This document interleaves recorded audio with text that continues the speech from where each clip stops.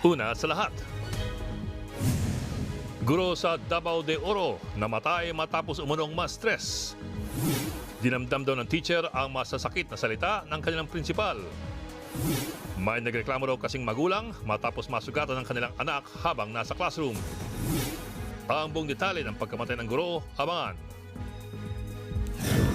Magandang gabi, Pilipinas. Sa Frontline tonight.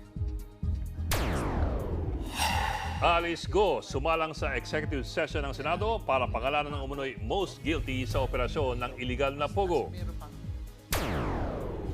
Litrato ng negosyanteng si Tony Yang nakasama si dating PNP Chief Benjamin Acorda, kinwestiyon sa Senado. Mga senador, nag-init din ang ulo dahil sa paggamit ni Yang ng interpreter. Ginagago tayo nitong Chinese national to. Marunong ka ba Nagalog at magbisaya eh? Kunwari lang, hindi ka marunong eh. Ginagago mo kami. 22 articles of impeachment laban kay VP Sara Duterte nakahanda na raw ayon kay dating Senador Antonio Trillanes. Sa kauna-unahang pagkakataon, Certificate of Candidacy ng mga tatakbo sa 2025 elections. Ipopost ng COMELEC online para raw maiwasan na ang nangyari kay Alice Go. 10 taong gulang na batang babae sa Amerika, sinagip ng mapadpad siya sa gubat matapos mag-sleepwalk. At mga celebrities sa social media personalities, kanya-kanyang entry na sa nauuso ngayong Do Re Mi Challenge sa TikTok.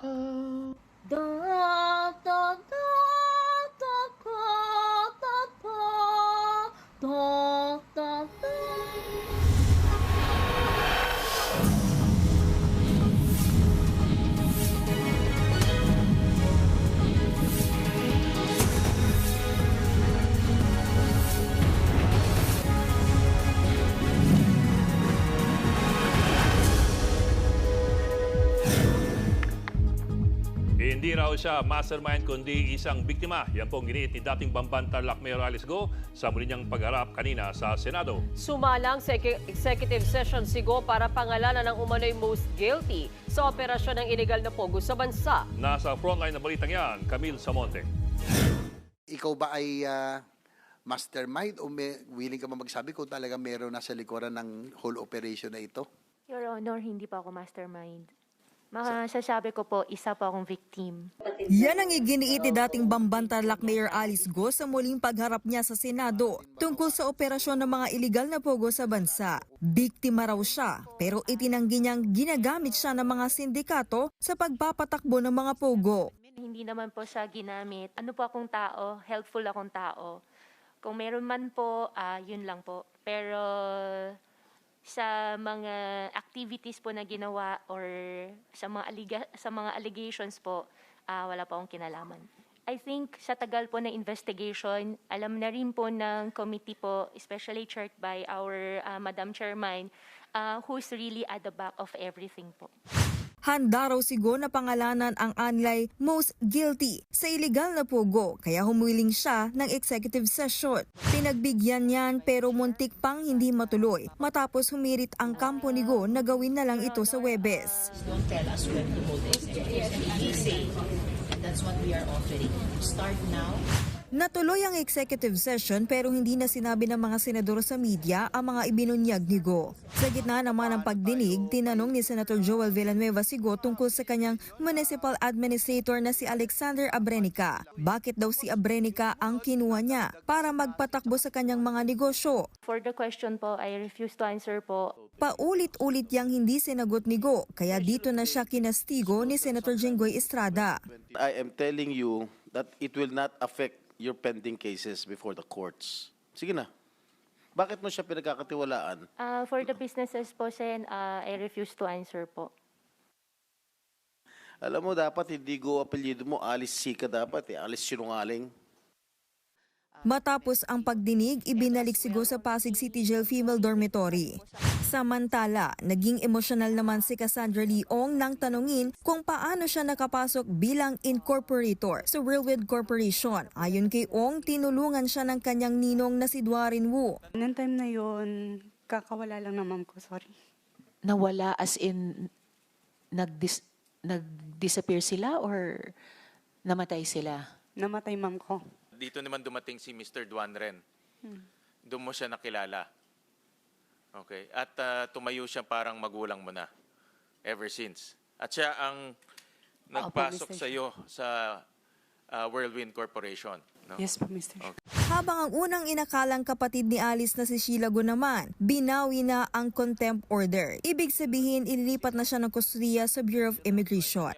Nagbabalita mula sa Frontline, Camille Samonte, News 5. Naunggat din sa Senado ang litrato ng negosyanteng si Tony Yang kasama si dating PNP Chief Benjamin Acorda. Uminit din ang ulo ng mga senador sa paggamit ni Yang ng interpreter kahit matagal na siyang nakatira sa Pilipinas. Narito ang aking report.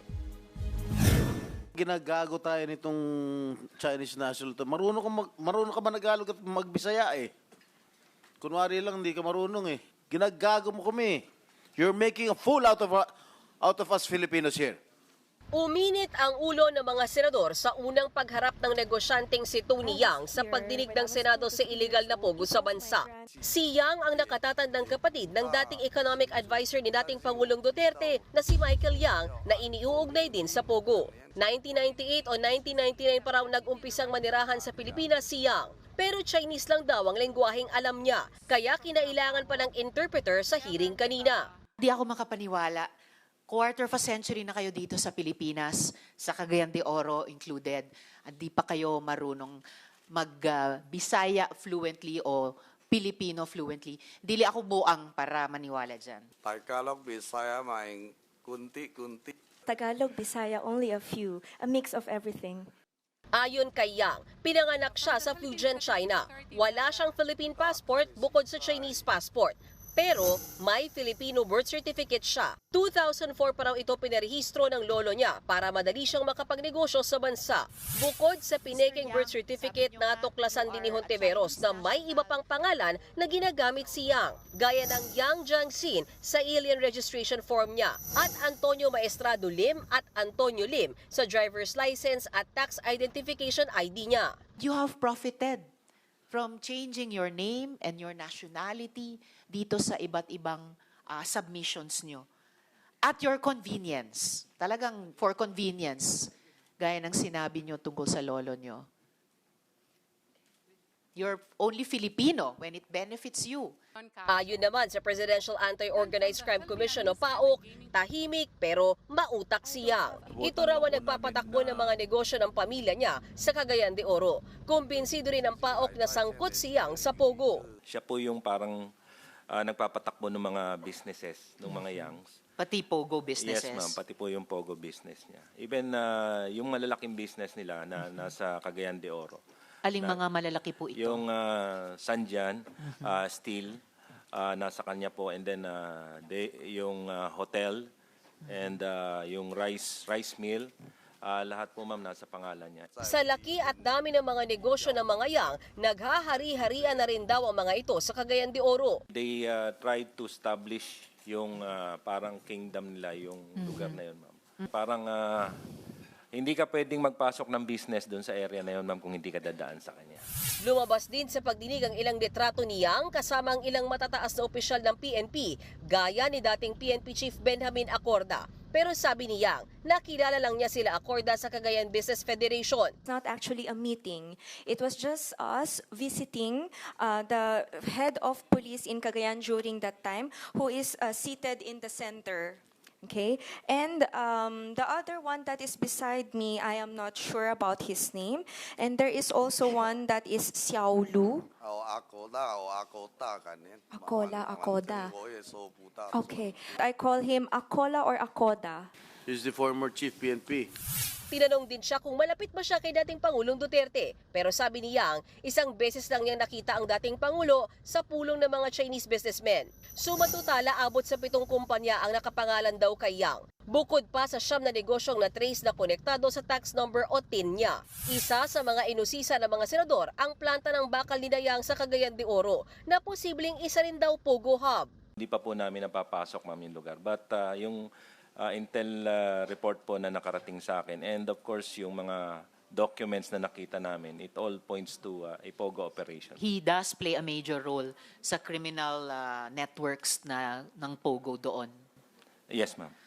Sa pagdinig, inusisa ng mga senador mula kay Tony Yang ang tungkol sa Sanjo Steel Corporation at kung may POGO operations nga ba sa loob ng compound nito.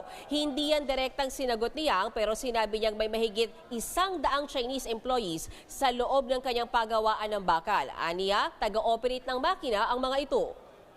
Bukod sa planta ng bakal, inusisa rin ni Hontiveros ang tungkol sa POGO service provider na Oro One kung saan presidente si Yang. Depensa niya ang tinulungan ng Yang Oro One sa kanilang business permit pero inamin din niya kalaunan na kilala niya ang mga incorporator ng kumpanya. Huling pagdinig na dapat ng Senado sa issue ng illegal na POGO kanina pero nakiusap ang mga senador na ituloy pa ito sa mga susunod na araw sa dami daw ng kanilang mga tanong na dapat sagutin. Nagsorry si PAGCOR Senior Vice President for Security Raul Villanueva sa mga nadawit na dating PNP chief sa kanyang naunang pahayag na meron naman ng dating hepe ng PNP na tumulong sa pagtakas ni Alice Go. Nilinaw ni Villanueva na hindi pa ito kumpirmado. Nasa frontline ng balitang yan, Brian Castillo. Haka-haka lang. Yan ang inamin ni PAGCOR Senior Vice President for Security, Raul Villanueva, sa pagdinig ng Senado kanina sa pagpapatuloy ng investigasyon sa mga illegal na POGO. Kaugnay yan ang siniwalat ni Villanueva noong nakaraang pagdinig na may dati umunong hepe ng Philippine National Police na tumulong sa pagtakas ni Alice Go palabas ng bansa. Pumalag dyan ang ilang retired PNP chiefs. Anila, kung totoo ang akusasyon ni Villanueva, dapat daw itong pangalanan para hindi madawit ang lahat ng naging hepe ng PNP. Pero mismong si Villanueva na ang naglinaw ng kanyang isiniwalat. As I have stated last Senate hearing, Madam Chair, that I considered it as rumor. In fact, I dismiss it as rumors because I don't have any confirmation at all. I don't have any verified data. It's just unfortunate, sir, na hindi pa confirmed tong mga initial information. That's why unconfirmed information is considered not an intelligence data, not actionable at all. Therefore, it is not yet valid. Sinang-ayunan naman ito ni Senator Bato de la Rosa na dati ring naging PNP chief. That informations as sensitive as what you have offered to this committee should be taken seriously by the source of the information. Dapat you should have gained a lesson learned from the previous hearing that whenever meron tayong information na unvalidated, ay dapat hindi natin basta-bastang i-share dito sa publiko because it will ruin the reputation of other people na pwedeng mamalain sa information na inilabas mo. Am I correct? Correct, Your Honor. That's why we defer it to the CIDG. Actually, yesterday I'm talking with the CIDG because these are raw information only. I don't have any confirmation yet. Wala akong basis na, wala pa akong mga verified information regarding this. Kaya I qualified it earlier in the last Senate hearing na raw information to. Humingi rin ng paumanhin si Villanueva sa mga nadawit na opisyal ng kapulisan. I don't want to put malice on our chief PNPs. I'm sorry kung yan ang paka-interpret ng mga chief PNPs natin, but I hold them in respect because each of these chief PNP has their own legacy in the PNP institution. When you say you're sorry, does that mean to this committee that you are already issuing a public apology? Yes, Your Honor, to say it very bluntly. Sa pagsisimula ng pagdinig ng Senado kanina, binasa ni De La Rosa ang pahayag ng tinaguriang Council of Chiefs. Ayon sa grupo ng mga dating hepe ng PNP, nagdulot ng kahihiyan at kapahamakan sa kanilang hanay ang anilay akusasyon ni PAGCOR Senior Vice President for Security Raul Villanueva. Kahit retirado na raw sila, iniingatan pa rin daw nila ang kanilang pangalan at integridad. Nagbabalita mula sa frontline, Brian Castillo, News 5. Sa kauna-unahang pagkakataon, ipopost ng COMELEC online ang mga Certificate of Candidacy ng mga tatakbo sa eleksyon. Layon daw nitong maiwasan ang nangyari sa sinibak na alkaldeng si Alice Go na hindi nagsabi ng totoo sa kanyang COC. Nasa frontline ng balitang yan, Simon Gualvez. Sa susunod na linggo, October 1, sisimulan na ng COMELEC ang pagtanggap sa mga maghahain ng Certificate of Candidacy o COC ng mga kakandidato para sa 2025 midterm elections. At sa kauna-unahang pagkakataon, ipopost ng COMELEC sa kanilang website ang COC ng mga kakandidato. Ilalabas po natin yan sa publiko upang alam ng publiko sino kayo, anong pinanggalingan nyo, kwalipikado ba kayo, citizen ba kayo ng ating bansa. Sa pamamagitan nito, makikita online ng kahit sino ang ilang detalye gaya ng address, edad at partidong kinabibilangan ng kandidato. Paglilinaw ng COMELEC, tatanggalin naman ang ilang personal na impormasyon sa COC. Hakbang ito ng COMELEC para maiwasan ng panloloko at pagsisinungaling sa COC gaya ng ginawa di umano ni dating Bambantarlac Mayor Alice Go. Naharap si Go sa misrepresentation case matapos mapatunayang hindi siya tunay na Pilipino. Tatagal hanggang October 8 ang paghahain ng COC. Kanina, inspeksyon na ng COMELEC ang 10th City sa Manila Hotel. Dito idaraos ang COC filing para sa mga kakandidato sa Senado at party list. Maluwag at malaki itong bulwag ang gagamitin sa filing ng candidacy para sa mga tatakbong senador at kinatawan ng party list. Katunayan, kasyang araw dito ang hanggang nasa 1,800 na katao. Pero paniniguro ng COMELEC, mahigpit nila ipatutupad ang limitadong bilang ng pwedeng isama na companion sa loob. Sa local COMELEC offices naman pwedeng maghain ng COC ang mga kakandidato sa lokal na posisyon. Ipinasilip din ng COMELEC ang dalawang malaking printer na gagamitin sa pag-iimprenta ng mga gagamiting balota. Mula ito sa Estados Unidos at kauna-unahang printer na gagamitin sa Asia na kayang mag-imprenta ng hindi bababa sa 1 milyong balota kada araw. Sisimulan ng printing sa Disyembre at target makompleto ng COMELEC ang 73 milyong balota hanggang March 2025. Nagbabalita mula sa frontline, Mon Gualvez, News 5. Sinertify ni Pangulong Bongbong Marcos bilang urgent ang panukalang 2025 national budget na nagkakalaga ng mahigit 6 trillion pesos. Nilabas ngayong gabi ng opisina ni Speaker Martin Romualdez ang liham na may lagda ni Pangulong Marcos para pabilisin ang pagpasa ng 2025 General Appropriations Act.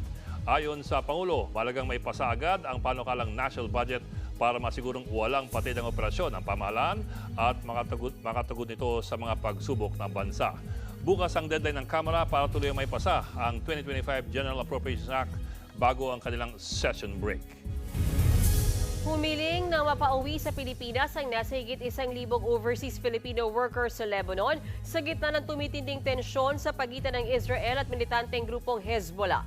Ayon sa Department of Migrant Workers, nasa Alert Level 3 na ang sitwasyon sa Lebanon. Ibig sabihin, ipinatutupad na ang voluntary repatriation ng mga OFW doon. Ayon sa Department of Foreign Affairs, nasa 500 OFW pa lang ang napauwi sa bansa. Wala pa raw ito sa kalahati ng higit 10,000 Pilipinong nasa Lebanon. Tiniyak naman ng DFA na walang Pinoy na nasaktan o namatay sa bakbakan. We still reiterate the call for all Filipinos in Lebanon to avail themselves of the government's voluntary repatriation program habang commercial flights are still available. And now our embassy has been coordinating with the Filipino community and taking the necessary steps to initiate mass repatriation in case the need arises. Mas dumami mga barko ng China sa West Philippine Sea ayon po sa Philippine Navy. Mula sa halos 160 noong September 10 to 16, umabot na po sa 251 ang namatang Chinese ships sa West Philippine Sea. Ito na raw ang pinakamaraming ngayong taon. Kabilang sa mga namataan ang mga barko ng Chinese Maritime Militia, China Coast Guard, People's Liberation Army, Navy, Chinese research vessels. Karamihan sa kanila nasa Ayungin at Escoda Shoal. Isang linggo po yan matapos alisin doon ng Philippine Coast Guard ang BRP Teresa Magbanwa na nagtamo ng mga sira dahil sa pagbabangga ng barko ng China. Susunod, 22 articles of impeachment laban kay Vice President Sara Duterte. Nakahanda na raw ayon kay dating Senador Antonio Trillanes. Sa pool sa CCTV, lalaki nanutok ng patalim at nagnakaw sa tindahan ng lechon manok sa Bacoor, Cavite. At Liza Soberano spotted sa Singapore kasama ang dating business partner at itinuturong nanloko raw kay James Reid. Magbabalik pa ang Frontline Tonight. Mga kapatid, Ed Lingao po, nasa Estados Unidos, Canada o saan mang dako ka ng mundo, manatiling may alam at may pakialam sa mga mainit na balita dito sa ating bansa. Simulan natin ang bawat araw sa tuloy-tuloy na balitaan sa Frontline. Mag-follow at mag-subscribe sa social media pages ng News 5.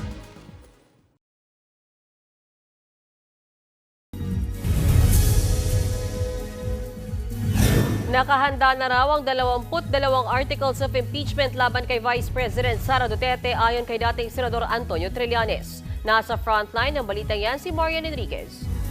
May niluluto na umanong reklamo para patalsikin sa pwesto si Vice President Sara Duterte. Ito ang ibinunyag ni dating Senador Antonio Trillanes IV sa programang Storycon ng One News kanina. Ayon sa kanya, may kausap na siya sa Kamara para siyang maghain ng impeachment complaint. Basta't kami nakaredy na.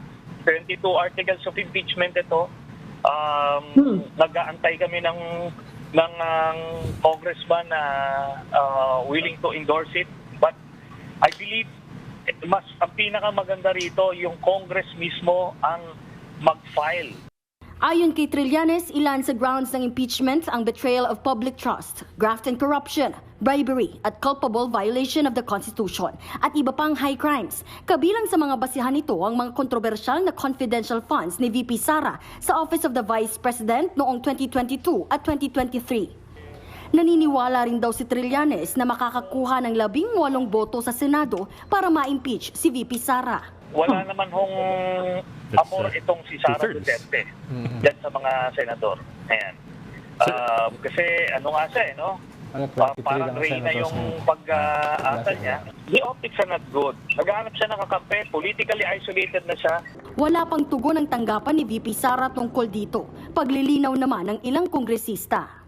Purely technically po, it is in a way betrayal of public trust. But whether it would amount to impeachment, masyadong malayo naman po yun. Pero may posibilidad daw na hilingin nilang magbitiw si VP Sara dahil tila hindi na raw ito interesadong gawin ang kanyang trabaho matapos hindi dumalo ng ilang beses sa budget hearing ng OVP. We can ask her to step down as the Vice President. Kasi nakikita natin hindi naman po siya dumadalo sa mga pandinig dito po sa Kongreso. So, ano po ibig sabihin nito? Hindi na po siya interesado at mas pinili niya pa po bumunta sa isang beach resort kaysa dumalo po dito sa pagdinig sa kanya pong budget.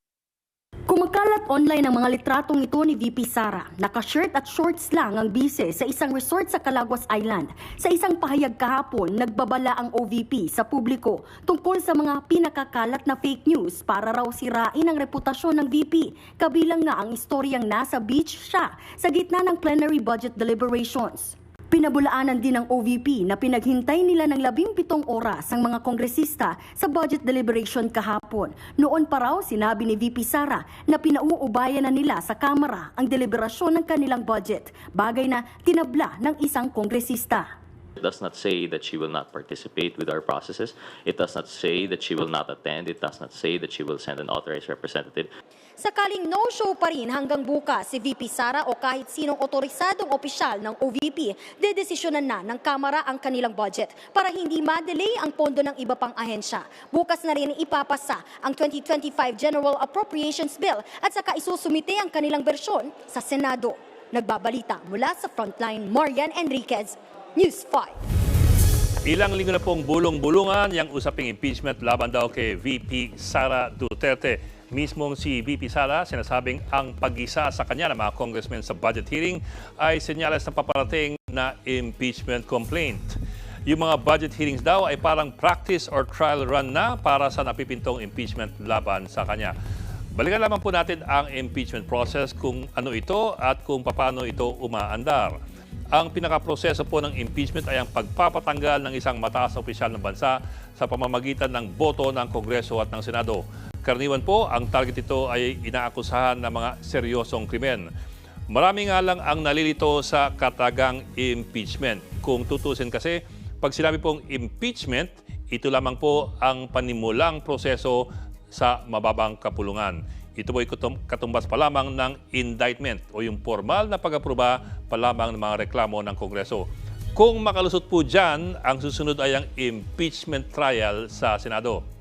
Kung ihahambing po natin sa regular na korte, ang impeachment ng Kongreso ay katumbas ng pagsasampa ng kaso ng piskal matapos makahanap ng probable cause. Ang trial naman sa Senado para yang pagbista na sa hukuman. Sa madaling sabi, ang isang opisyal ay maaaring ma-impeach o makasuhan ng Kongreso. Pero maaaring namang hindi siya ma-convict ng Senado. May mga kaso na po niyan, gaya po ni Pangulong Joseph Estrada at ni Ombudsman Merceditas Gutierrez. Na-impeach po sila ng Kongreso pero hindi po natuloy ang kanilang impeachment trial sa Senado sa iba't ibang dahilan. Iisa pa lamang po ang impeachment process na talagang natapos at nagresulta sa pagkakatanggal ng isang opisyal. Yan po ang kaso ni Chief Justice Renato Corona noong taong 2011. Ito po ang lista ng mga maaaring ma-impeach ayon po sa Article 11, Section 2 ng ating 1987 Constitution. At ito naman po ang lista ng mga impeachable offenses ayon po sa Constitution. Ang impeachment po nagsisimula sa isang reklamo na ihahain po ng isang congressman o kaya kanyang i-endorso.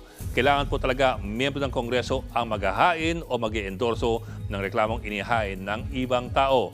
Dadaan muna yan sa Justice Committee ng Kongreso na magpapasya kung ito po ba ay sufficient in form and substance at kung meron nga tinatawag na probable cause na may nangyaring ang violation. Kung makapasa po sa Justice Committee, maaari na po itong iakyat sa plenaryo. Kung makalikom po ng 1/3 vote ng Kongreso para sa impeachment, ituturing na pong impeach or indicted ang isang opisyal. Pero tandaan po ninyo, impeached pa lamang, hindi pa siya convicted. Ilan ba yung 1/3 na yan? That's 105 votes mula po sa 313 congressmen. Madali bang makuha yan? Pero depende po sa mood ng Kongreso. Yun lang sa nakarang mga linggo kasi, sige ang high-profile na kiskisan ni VP Sara at mga miyembro ng Kongreso. Kaya't asahan po na walang masyado siyang makukuhang simpatsya sa mababang kapulungan. Pero tandaan din na itong impeachment ay isa pong political process lamang. Kung makita ng probable cause ang isang akusado, ito po'y base sa pananaw ng mga congressmen. Karamihan ay hindi naman mga abogado. Political process nga po ito. Ngayon, kung ma-impeach ang isang opisyal, iakyat na po ang articles of impeachment doon po sa Senado na siya naman ngayon tatayong hukuman. Kung presidente ang naharap sa impeachment trial, ang Chief Justice ang tatayong presiding officer sa impeachment trial. Ang kailangan po para ma-convict ang isang akusado ay 2/3 vote ng Senado. So kulang-kulang po mga 16 na boto mula sa Senado para sa conviction. Ang parusa ay maaaring censure o reprimand o di kaya ang pinaka-maximum po ay removal from public office and disqualification. Gaya nga po na nangyari kay Renato Corona. Bakit may ganitong prosesong politikal na hindi naman dumaraan sa tunay na hukuman? Isa po itong karagdagang paraan para matanggal ang isang mataas na opisyal gamit ang mga kinatawan ng taong bayan, ang Kongreso at ang Senado. Bagamat ilan lamang sa kanila ay mga abogado, ang presumption po kasi sila po ay nagsisilbing boses ng mamamayan. Wag lang sana malunod ang boses ng taong bayan sa mga laro ng politika. Desperadong aksyon, ganyan inilarawan ni Atty. Harry Roque ang inihaing disbarment case laban sa kanya. Isinampa ito ng dating Acting Cabinet Secretary na kasamahan noon ni Roque sa Administrasyong Duterte na si Melvin Matibag. Bunsod yan ang pag-post umano ni Roque ng deepfake video sa social media kung saan pinalalabas na nagdodroga si Pangulong Bongbong Marcos. Buwelta ni Roque, hindi nararapat na isa publiko ang reklamong disbarment. Protektado raw ng freedom of speech ang kanyang pagpo-post ng mga video tungkol sa aniyay mga maling gawain ng Pangulo. Malinaw rin daw na pinagkakaisahan lang si Roque ng House Quad Committee.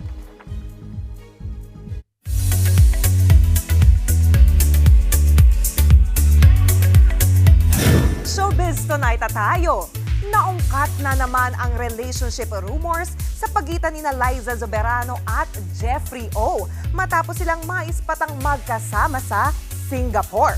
Yan at iba pang chika sa report ni MJ Marfori. It was nice meeting you. Nice meeting you too. Most beautiful girl in the Philippines and the world for sure.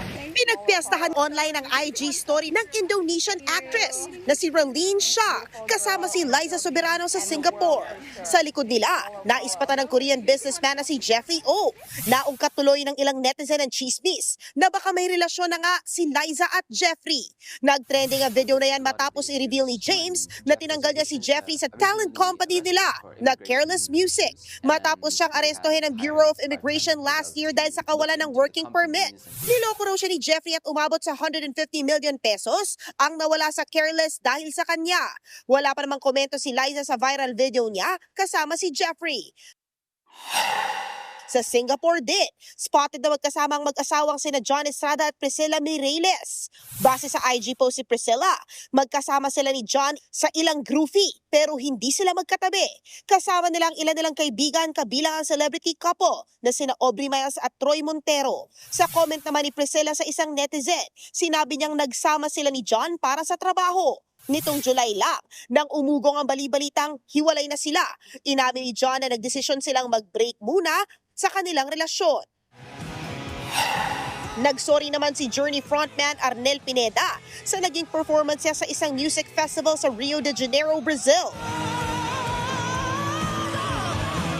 Sobrang devastated daw ang singer sa nasabing pagtatanghal. Ilang beses niya kasing hindi nakanta ng maayos ang kanilang hit song na Don't Stop Believing. Kaya hanggang ngayon, iniinda pa rin daw niya mentally at emotionally ang naging performance. Pero magiging okay rin naman daw siya. Dahil sa nangyari, nagpa-poll pa ang singer kung dapat siyang manatili sa banda. Kung aabot daw ng 1 milyon na magsasabing go, mamamaalam na raw si Arnel sa Journey for good. 2008 nang maging vocalist si Arnel ng banda matapos umalis ang original frontman nitong si Steve Perry. Nagbabalita mula sa Frontline, MJ Marfori, News 5. Susunod, lalaking nagnakaw sa tindahan ng lechon manok sa Bacoor, Cavite, natunton sa tulong na makuha ng CCTV. Batang naglakad habang natutulog, nakarating sa gubat at kinilangang sagipin. At 2015 Miss Universe Pia Wurtzbach, kauna-unahang Pinoy na rumampa sa runway show ng sikat na French cosmetic brand. Tutok lang mga kapatid dito sa Frontline Tonight.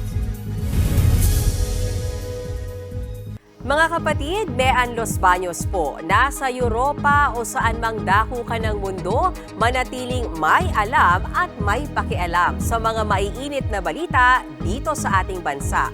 Simulan natin ang bawat araw sa tuloy-tuloy na balitaan sa Frontline. Mag-follow at mag-subscribe sa social media pages ng News 5.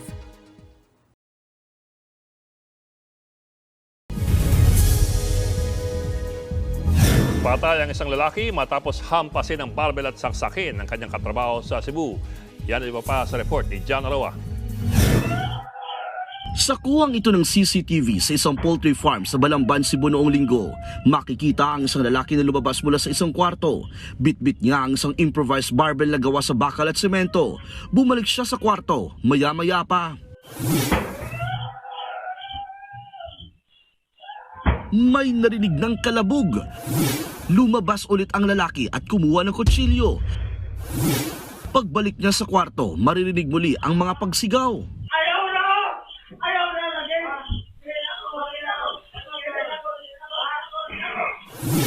Sa isa pang kuha ng CCTV, makikita ang lalaki na lumabas ng compound. Matapos nito, natagpuan sa loob ng kwarto ang bangkay ng isang lalaki na kinilalang si Marjon Andaya. Katrabaho niya sa poultry farm ang lalaking nakunang may dalang barbel na si Wenby De Lima. Ayon sa pulisya, nanggaling sa inuman sina Andaya at De Lima. Pagdating sa kwarto, nagkaalitan daw ang dalawa hanggang sa nauwi sa patayan. Ilang ulit umanong binagsakan ng barbel ang ulo ng biktima at sinaksak pa sa iba't ibang bahagi ng katawan. Napag-alaman ding dati nang may away ang dalawa. Pinaghahanap pa ang suspect na may warrant of arrest din sa Bacoor, Cavite sa kasong murder at pagnanakaw.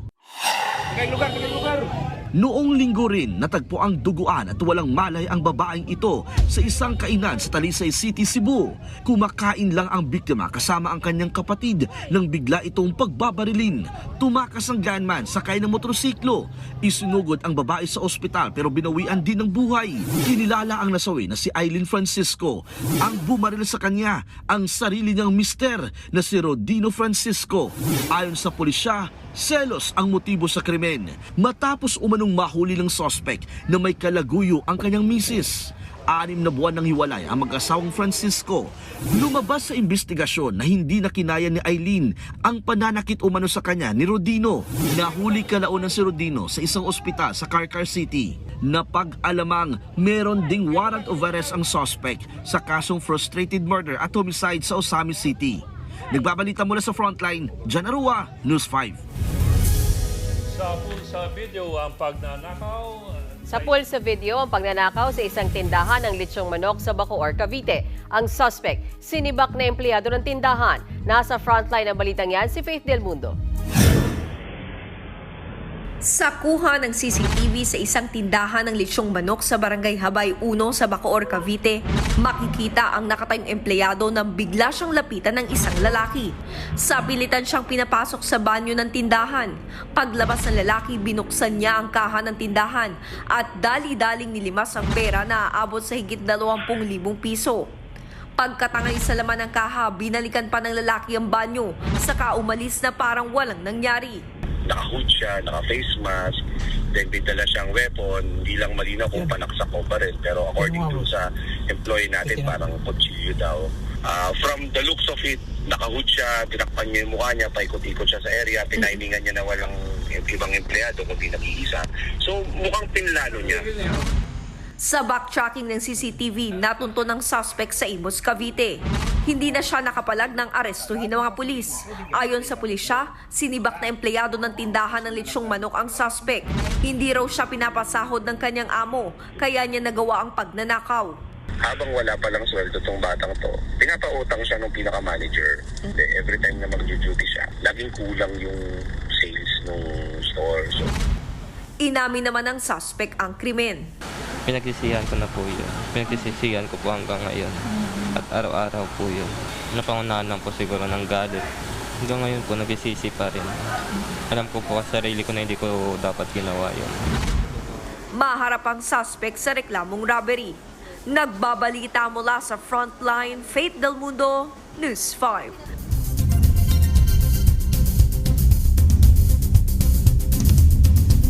Naglakad habang tulog hanggang sa nakarating sa gubat ang isang batang 10 taong gulang sa Louisiana sa Amerika. Sa drone footage na ito, makita ang bata na natutulog sa gitna ng gubat. Ginising siya ng pulis na sumagip sa kanya. Isang buong araw siyang hinanap ng mga otoridad matapos mag-sleepwalking. Ligtas naman siya nakauwi sa kanilang bahay.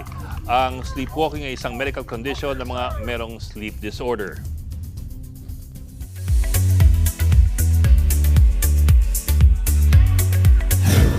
Muli na naman tayong pinahanga ni Miss Universe 2015 na Pia Wurtzbach. Siya ang kauna-unang Pinay na rumampa sa runway show ng isang sikat na cosmetic brand sa Paris.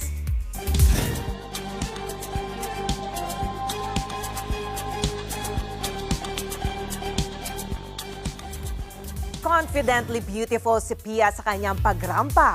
Laban na laban si Queen P sa kanyang black dress with pink floral sleeves. Bukod kay Pia, rumampa rin ang kapwa niya Miss Universe 2016 na si Iris Mitanar. Pati na ang ilang celebrities gaya ni Viola Davis, Cara Delevingne, Kendall Jenner at Camila Cabello. Hindi pa tapos ang ating chikahan kaya dyan lang kayo mga kapatid. Abangan, gurong pinagalitan ng principal matapos ireklamo ng magulang, namatay daw dahil sa matinding stress. At panoorin at pakinggan ang kwelang Do-Re-Mi Challenge na pumasa kahit ang mga sindonado.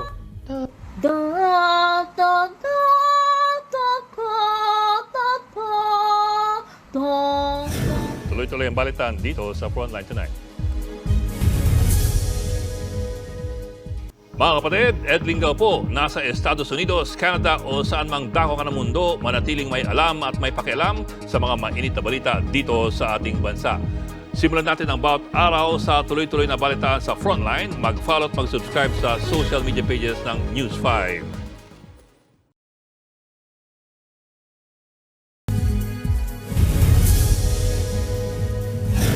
Nagkainitan kanina sa Senado sina Senator Alan Peter Cayetano at Mig Zubiri kaugnay ng resolusyon tungkol sa mga EMBO barangay sa Makati. Ipinunto ni Cayetano na isama ang 10 EMBO barangay sa 2 legislative district ng Taguig at Pateros. Yan ay para magkaroon din daw sila ng kinatawan sa Kongreso dahil galing Makati City ang mga naturang barangay at inilipat na sa Taguig, alinsunod sa utos ng Korte Suprema.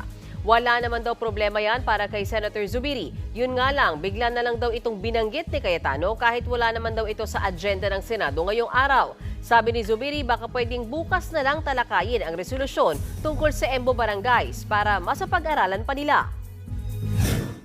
I'm just saying, Mr. President, that a little over 300,000 people and the number of voters is just on the resolution. We cannot do nothing. So I know some of our colleagues have, sa Tagalog, parang agam-agam. Even sa hearing ng City Council, I sat in, listened to our kababayans from EMBOs and other barangays. And, you know, we're all searching for the perfect solution. Ang akin lang naman dyan is nabigla ako, dahil nasa taas nga ako, at biglang may concurrent resolution about these barangays. Wala naman sa agenda today.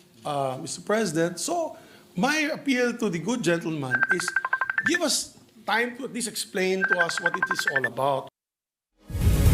Nagpaabot ng pakikiramay ang DepEd sa pagkamatay ng isang guro sa Davao de Oro dahil umano sa stress. Ayon sa Schools Division ng Davao de Oro, namatay si Teacher Marjorie Boldo noong Huwebes.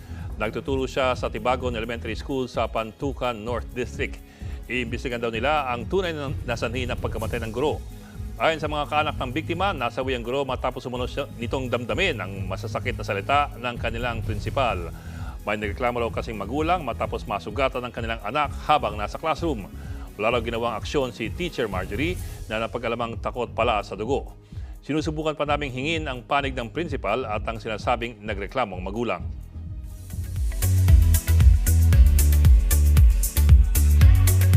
Exciting news para sa Philo Buddies. Magsasama muli ang members ng K-pop girl group na G-Friend para sa kanilang 10th debut anniversary.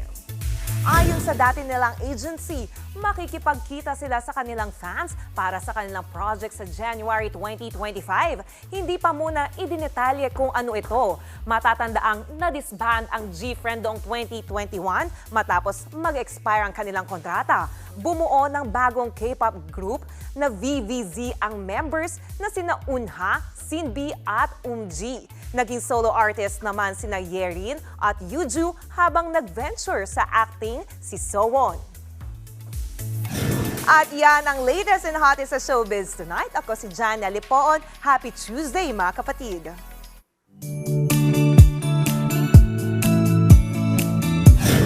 At para naman sa ating pabawang Pampa-Good Night, nag-Do-Re-Mi Challenge na ba ang lahat? Patok na patok ngayon yan, Box, sa TikTok kung saan kumasa na rin pati ang mga sikat. Panoorin natin yan sa report ni MJ Marfori.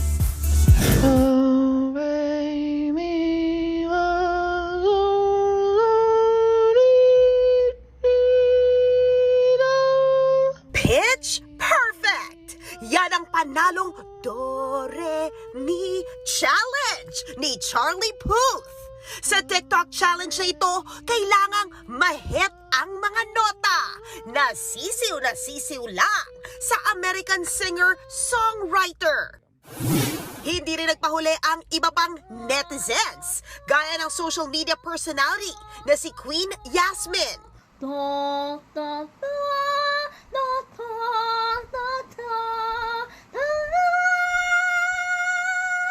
Parang nasobrahan si Queen.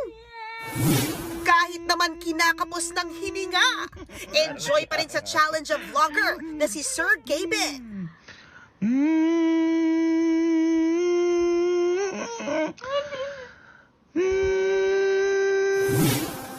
May May entry rin ang singer na si Jason D.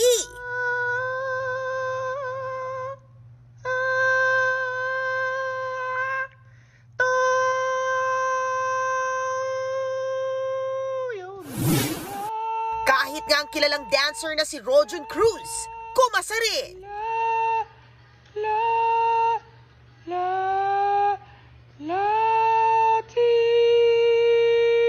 Good try! Libo-libong netizens na ang kumakasa sa TikTok trend.